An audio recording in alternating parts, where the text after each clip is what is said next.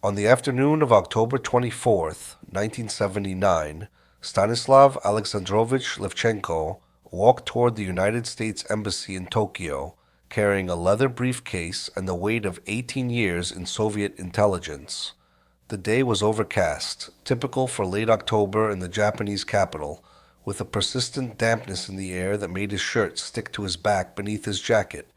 He was 43 years old, a major in the first chief directorate of the Committee for State Security, the KGB, and in approximately 15 minutes, he would destroy everything he had spent 2 decades building: his career, his marriage, his relationship with his daughter, and any possibility of ever returning to the country of his birth. Levchenko held the official title of press officer and correspondent for the Soviet news agency Novosti, a position that provided cover for his actual work, managing a network of Japanese intelligence assets that had taken years to develop. His office sat on the fourth floor of the Soviet Embassy building on Azabudai in the Minato ward, a modest space containing a metal desk, filing cabinets with combination locks, and a single window overlooking the embassy's rear courtyard. That morning he had left that office knowing he would never return to it. He had told the embassy's administrative office that he had a scheduled meeting with a Japanese journalist in the Ginza district, a routine occurrence that raised no suspicions. He had made his way across Tokyo to the American embassy compound. Now he stood half a block from the embassy entrance, watching the Marine Guard in the security booth, knowing that once he crossed that threshold and spoke the words he had been rehearsing in his mind for the past 48 hours, there would be no retreat. No reconsideration, no way back. He had spent 2 days weighing his options, though the doubts had been accumulating for months. Working in Tokyo with access to Western media, banned in the Soviet Union, he had observed that ordinary Japanese workers enjoyed living standards vastly superior to Soviet workers. He had recognized that the people he recruited spied not from ideological commitment, but from money, ego, or vulnerabilities he exploited. Over time, he had come to despise the system he served, but ideological disillusionment alone had not forced his hand. Fear had. What had transformed abstract doubts into immediate crisis was something more personal and more dangerous.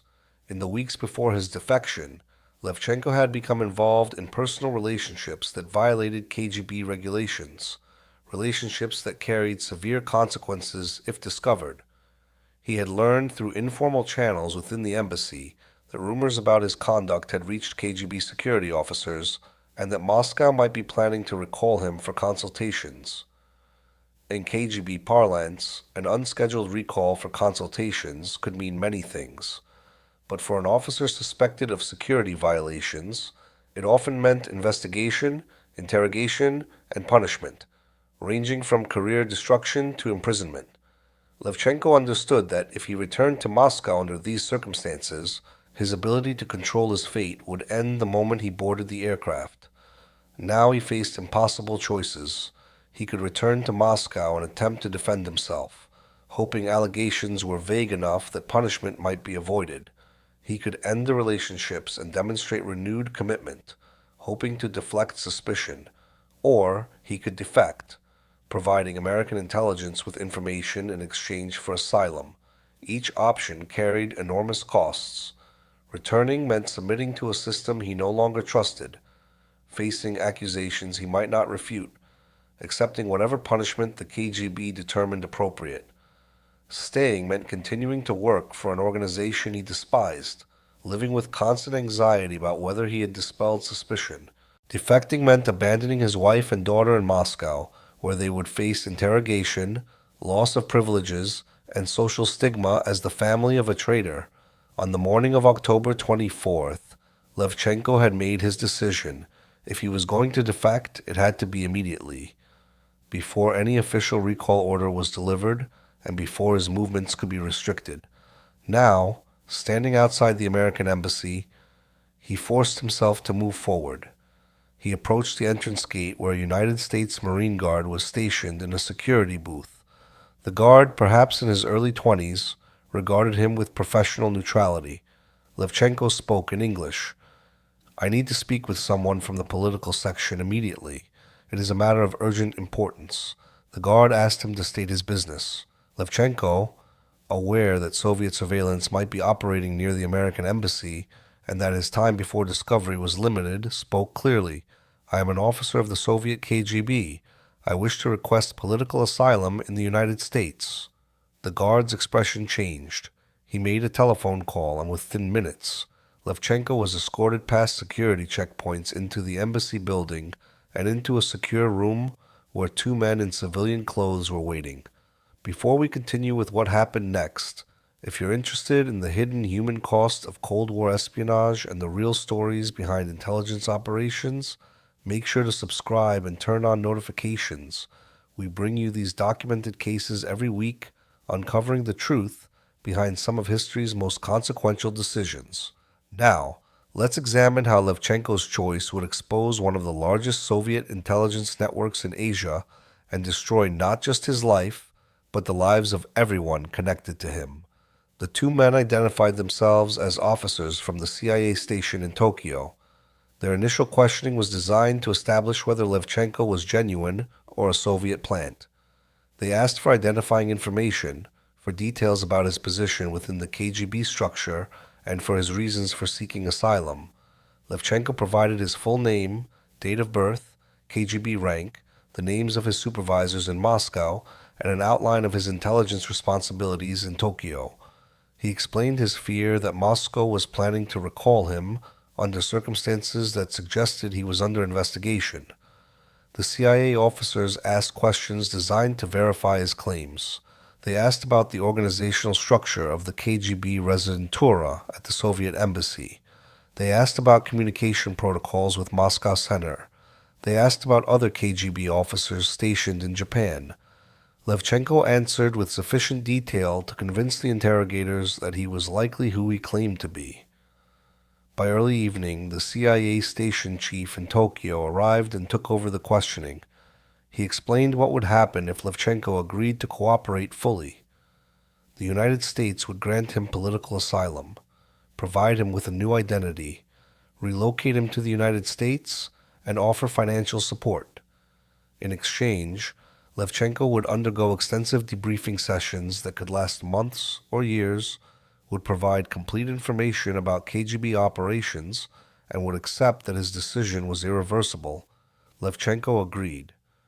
Within hours, he was moved to a secure facility controlled by American intelligence where the debriefing process would begin. Stanislav Alexandrovich Levchenko had been born in Moscow on October 11, 1936, the son of a mid-level Communist Party official. His childhood had been shaped by World War II and by the post-war Reconstruction period under Stalin. He had been an academically successful student, particularly strong in languages and literature. He had attended Moscow State University, studying journalism and English language, graduating in 1958. His fluency in English, combined with his family's connections within the Communist Party apparatus, had brought him to the attention of KGB recruiters during his final year at university. The recruitment process had been subtle, a series of conversations with a professor who was actually a KGB talent spotter, followed by an invitation to apply for a position with Novosti, the Soviet news agency that served as cover for many KGB officers operating abroad. Levchenko had joined the KGB in 1961 at age 24. He had spent several years in training programs that taught intelligence tradecraft, psychological manipulation techniques, and methods for recruiting and managing foreign intelligence assets. He had married in 1962. His wife worked as a translator. Their daughter had been born in 1964. In 1967, Levchenko had received his first foreign posting to Tokyo as a Novosti correspondent.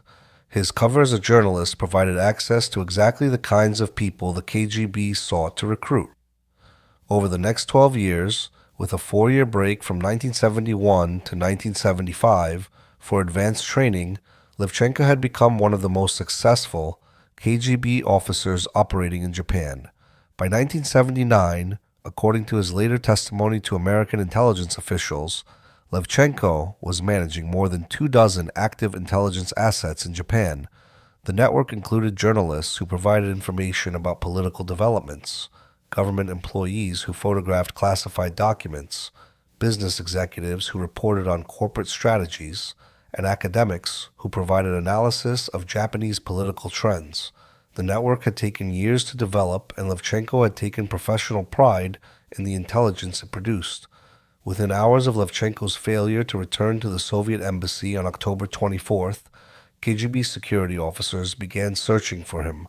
According to declassified American intelligence reports, Soviet embassy personnel contacted the Tokyo Metropolitan Police, claiming that a staff member had gone missing. The Japanese police conducted a cursory investigation but found no trace of Levchenko. The Soviet embassy then lodged a formal protest with the Japanese Foreign Ministry, claiming that a Soviet diplomat had been kidnapped.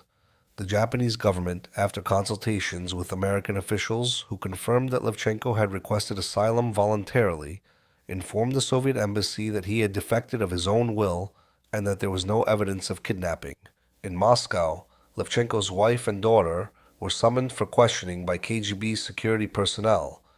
According to information Levchenko later received through intelligence channels, his wife was interrogated extensively about his behavior, contacts, and expressed opinions. She appears to have had no prior knowledge of his plans. Levchenko had not told her about his growing disillusionment or his intention to defect, presumably to protect her from being implicated. His wife and daughter lost their apartment and were forced to move to smaller housing. His wife lost her position. Their daughter faced social stigma at school and was denied opportunities that would have been available to children of KGB officers in good standing. The family's bank accounts were frozen. The KGB also initiated damage control operations to protect any intelligence assets Levchenko might expose. Warning messages were sent to several of his Japanese assets, instructing them to cease all contact and destroy materials that might connect them to Soviet intelligence. Some assets heeded these warnings. Others were identified through Levchenko's debriefings and were subsequently arrested by Japanese authorities. The Japanese government conducted a comprehensive counterintelligence investigation based on information Levchenko provided. According to his later congressional testimony, he had been managing agents of influence rather than traditional spies, people who shaped public opinion, influenced policy debates, and provided political intelligence rather than stealing classified military secrets. His debriefings revealed approximately 200 such individuals, including journalists, academics, politicians, and business leaders who had wittingly or unwittingly served Soviet interests. Japanese authorities investigated multiple individuals based on Levchenko's information. Some faced prosecution under Japan's National Secrets Act, though many cases resulted in quiet resignations rather than public trials. The full extent of prosecutions and personal consequences remains partially classified in Japanese government files, but the exposure represented a devastating blow to Soviet intelligence operations in Japan. The network had taken years to develop, and its disruption left the KGB with severely diminished intelligence collection capabilities in a country of significant strategic importance. For Levchenko, the months following his defection were consumed by debriefing sessions with CIA officers. These sessions were conducted at secure facilities in the United States where Levchenko had been transported in early November 1979. They involved detailed questioning about every aspect of his work for the KGB, his training, his recruitment methods, his assets, his communications with Moscow, and his knowledge of other KGB operations. According to Levchenko's memoir, published in 1988 under the title On the Wrong Side, the debriefing process was psychologically exhausting. He was asked to recall events from years earlier, to provide names and descriptions of dozens of individuals, to explain tradecraft techniques and operational procedures, and to assess the reliability and importance of various intelligence sources. The CIA officers were professional but demanding, pressing him for details, challenging inconsistencies, and requiring corroboration. The information Levchenko provided was considered highly valuable by American intelligence services. It offered insights into KGB recruitment methods, operational procedures, and strategic priorities that helped American counterintelligence officers better understand and counter Soviet intelligence activities worldwide. Levchenko's detailed knowledge of the KGB's organizational structure, personnel, and internal culture was particularly valuable. In addition to his intelligence value, Levchenko was seen by American officials as a potentially important public figure who could help shape Western understanding of Soviet intelligence operations. In 1982, 3 years after his defection, Levchenko testified publicly before the United States House of Representatives Permanent Select Committee on Intelligence about Soviet active measures, the KGB's campaigns to influence foreign governments, media, and public opinion through propaganda, disinformation, and covert action. His testimony described in detail how the KGB planted false stories in foreign newspapers, how it recruited journalists to spread Soviet propaganda, how it funded political organizations that supported Soviet interests, and how it worked to undermine confidence in democratic institutions. The testimony received significant media coverage and contributed to American and Allied efforts to counter Soviet influence operations. But public prominence came with costs. Levchenko lived under an assumed identity in a location kept secret for security reasons, but his public appearances made him a high-profile defector whose existence was well known to Soviet intelligence services. According to later reports, the KGB maintained Levchenko on a list of priority targets for retribution, and American security services took precautions to protect him from potential assassination or kidnapping attempts. The psychological toll of defection was considerable. Levchenko had severed all ties with his previous life, lost his family, and was living in a country whose culture remained foreign despite his professional training in English. According to interviews he gave years later, he experienced periods of depression and struggled with guilt about the consequences of his decision, both for his family and for the Japanese assets whose lives had been destroyed when he exposed them. He wrestled particularly with the moral complexity of his situation. He believed that his decision to defect had been necessary, that continuing to work for the KGB would have been intolerable, and that exposing Soviet intelligence operations served the cause of truth. But he also recognized that his decision had harmed people who had trusted him, including his wife and daughter, who had done nothing wrong but suffered consequences because of his actions. In 1988, Levchenko published his memoir, On the Wrong Side, My Life in the KGB, written with the assistance of American collaborators. The book provided a detailed account of his career in Soviet intelligence, his disillusionment with the Soviet system, his decision to defect, and his reflections on the moral implications of espionage. The memoir was reviewed positively by intelligence historians who praised its detailed insights into KGB operations, but it received criticism from some quarters for what critics saw as self-justification. Some reviewers argued that Levchenko portrayed himself too sympathetically, emphasizing his eventual rejection of the Soviet system while downplaying his years of actively manipulating people for Soviet intelligence purposes. Others defended the memoir as an honest account of a complex moral journey from true believer to disillusioned defector. In Moscow, the Soviet government denounced both Levchenko and his memoir as propaganda. Official Soviet statements characterized him as a traitor who had been bribed by American intelligence services and who had fabricated stories to please his new masters. Soviet publications claimed that Levchenko's defection had been motivated by personal problems, including alleged gambling debts and marital difficulties, rather than by ideological disillusionment. These claims appear to have been fabrications designed to discredit Levchenko and discourage other potential defectors. Levchenko's wife never remarried and worked at low-level clerical positions for the remainder of her career. Their daughter completed her education and eventually married, but the stigma of being the daughter of a traitor affected her opportunities throughout her life in the Soviet Union.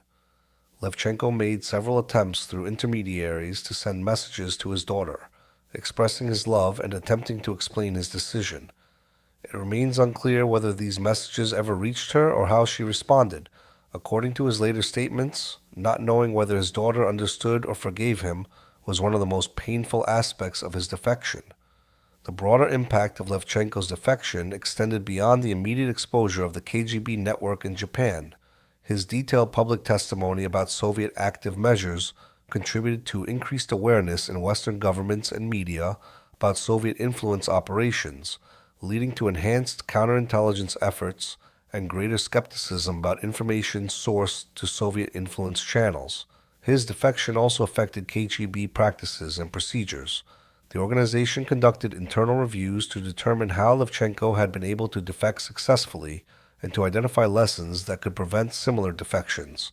These reviews led to enhanced surveillance of KGB officers stationed abroad, stricter controls on their movements and contacts, and more frequent psychological evaluations to identify officers who might be experiencing ideological doubts or personal problems that could make them defection risks. In the years following the publication of his memoir, Levchenko gave occasional interviews and lectures about intelligence matters, Cold War history, and Russian society, but he largely withdrew from public life.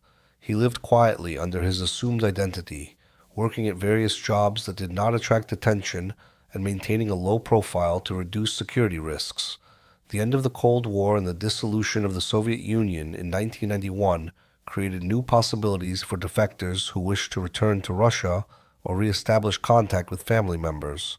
Some former KGB officers who had defected to the West during the Cold War returned to post-Soviet Russia, where they received pardons or were simply ignored by a government with more pressing concerns than settling old scores.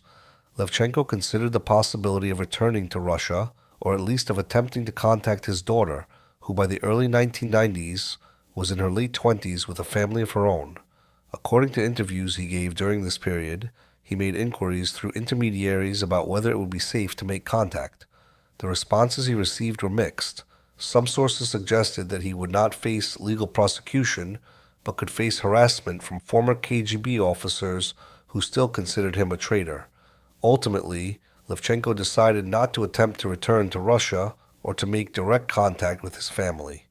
According to his later statements, he concluded that his presence in their lives would cause more harm than good, that the stigma of association with him would create problems for his daughter and grandchildren, and that reopening old wounds would be cruel to his former wife, who had spent more than a decade rebuilding her life after his defection. This decision, to remain separated from his family even when the political barriers to contact had been removed, reflected Levchenko's understanding that the consequences of his defection were permanent in ways that went beyond politics or law. He had created a rupture that could not be healed simply because the Soviet Union no longer existed. The harm had been done, and his continued absence was perhaps the kindest option available to him. In interviews conducted in the late 1990s and early 2000s, Levchenko reflected on his life and choices with what appeared to be genuine introspection and regret. He acknowledged that his years working for the KGB had involved manipulating and exploiting people, many of whom had been vulnerable or idealistic. He acknowledged that his defection had destroyed his family and had exposed people to prosecution who had trusted him.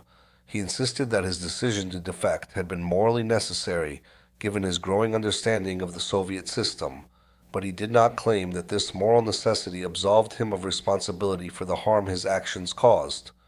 When asked whether he had regrets, Levchenko gave answers that suggested he understood the question as more complex than it might appear. He said that he did not regret the decision to defect because he believed it was the right thing to do, and because continuing to work for the KGB had become psychologically and morally intolerable. But he also said that he regretted the circumstances that had made defection necessary, the harm it caused to his family, and his inability to protect the people caught up in the consequences of his actions. He spoke about his daughter with evident pain, describing her as the greatest casualty of his defection, someone who had done nothing wrong but who had paid a heavy price for his choices. He expressed hope that she had been able to build a good life, despite the stigma, that she had found happiness, and that perhaps she understood, or would eventually understand why he had made the choices he did, even if she could not forgive him. In his later years, Levchenko lived quietly in the United States under an assumed identity. By the early 2000s, he had largely withdrawn from public life. What became of him after that time, whether he achieved any peace with his choices, and when precisely his life ended, remains unknown to the public record. The CIA and other American intelligence agencies that benefited from his cooperation offered no public statements about his later years or death, consistent with their practice of not discussing details about defectors or intelligence sources. The question of moral responsibility in Levchenko's case is complicated because it requires assigning accountability among several different actors, operating within different systems and facing different constraints. Levchenko chose to work for the KGB, and for 18 years he recruited and manipulated people in service of Soviet intelligence objectives. Those choices were his, and he bore responsibility for the harm they caused to the people he exploited.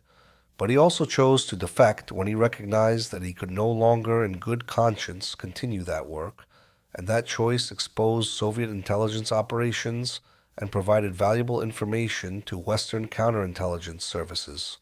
That choice, too, was his, and he accepted responsibility for its consequences, including the loss of his family and the exposure of people who had trusted him. The person or persons who warned him, whether directly or through informal channels, about Moscow's concerns faced a choice between loyalty to the organization and compassion for a fellow officer who appeared to be facing unjust persecution or genuine security review. That warning, however it was delivered, accepted personal risk. Whether it was the right decision depends on whether one believes that organizational loyalty should supersede individual conscience, a question that does not have a simple answer. The Japanese assets whom Levchenko recruited made choices to provide information to a foreign intelligence service. Some made those choices for money, some for ideological reasons, some because they were manipulated. They bore responsibility for their decisions, but the extent of that responsibility varied depending on their circumstances, their understanding of what they were doing, and the degree to which they were truly free to refuse. Levchenko's wife and daughter made no choices at all in this matter. They were victims of circumstances beyond their control, punished by the Soviet system for the actions of a husband and father they had not suspected, could not have prevented, and were not responsible for. Their suffering was unjust, but it was also predictable and inevitable, given the nature of the system in which they lived. The KGB officers who planned to recall Levchenko for consultations were operating according to the logic of a security apparatus that valued control and conformity over justice or individual rights. They may have had legitimate security concerns, or they may have been responding to internal politics or bureaucratic imperatives that had nothing to do with actual security threats. Either way, they were acting within a system that granted them broad authority to destroy careers and lives based on suspicion rather than evidence. The American intelligence officers who debriefed Levchenko and used his information to expose the KGB network in Japan were operating according to the logic of a Cold War competition that treated intelligence as a weapon and defectors as valuable assets. They provided Levchenko with protection and support, but they also used him for strategic purposes, exploiting his knowledge to advance American interests in the global struggle against the Soviet Union. All of these individuals were making choices within systems that shaped what options seemed available, what consequences seemed acceptable, and what moral frameworks seemed relevant. The systems themselves, the KGB, the CIA, the Soviet state security apparatus, the American intelligence community, were products of the Cold War, which created a world in which espionage, manipulation, defection, and betrayal were normalized as necessary tools of national competition. To focus exclusively on individual choices is to miss the systemic factors that made those choices possible and shaped how individuals understood their options. To focus exclusively on systemic factors is to deny that individuals have agency and bear moral responsibility for their decisions. The truth is more complex. Individuals made choices, and those choices had consequences, but the choices were made within contexts that were not of the individual's making, and that constrained what was possible. The photograph that was never taken, the surveillance image that might have been captured by KGB security officers if Levchenko had been under closer watch on October 24th, 1979, showing him entering the American embassy in Tokyo, would have been evidence of betrayal and would have been used to justify harsh punishment. But such a photograph would have captured only a moment, only a surface, only one instant in a complex human story involving ideological disillusionment, impossible choices, systemic injustice, and permanent loss. Stanislav Levchenko was 43 years old when he walked into the American embassy and asked for asylum. He spent the remainder of his life living under an assumed name in a foreign country, separated from his family, carrying the knowledge that his choices had saved his life but destroyed theirs. The warning saved Stanislav Levchenko from whatever fate Moscow had planned for him, but it could not save him from the consequences of his own choices, the losses that defection entailed, or the moral complexity of a life spent first serving a system he came to despise, and then exposing that system at the cost of people he loved, and it could not protect his family from punishment for crimes they did not commit, or give him back the years he lost with his daughter, or answer the question of whether his defection, for all its intelligence, value, and moral necessity, was worth the human price that he and others paid.